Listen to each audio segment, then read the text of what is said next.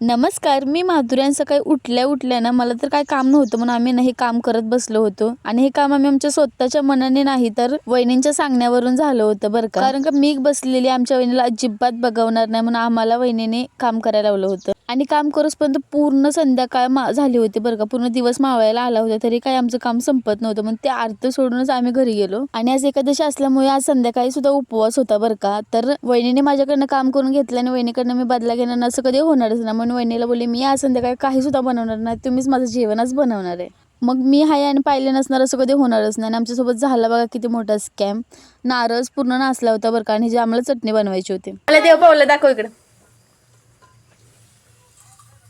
चांगलं आहे का? नाही, आषाढीच्या एकादशीच्या निमित्त पांडुरंग आम्हाला पावलेला आहे आणि नारळ नसल्या म्हणून दुसरा नारळ आणायला पाठवलं पाहिजे कारण का आज काही करून चटणी खायची होती बरं का. आणि हिला नारळ आणायला पाठवलं तर दुसऱ्या उचापत्या कशाला करते काय माहिती. आणि फायनल त्याच्यानंतर नारळ व्यवस्थित आला नाही, चटणी वगैरे बनवून घेतली आणि मंचुरियन वाल्याची स्टाईल इंस्टाग्रामला बघून मी हे काहीतरी उद्योग करत बसलेली बरं का.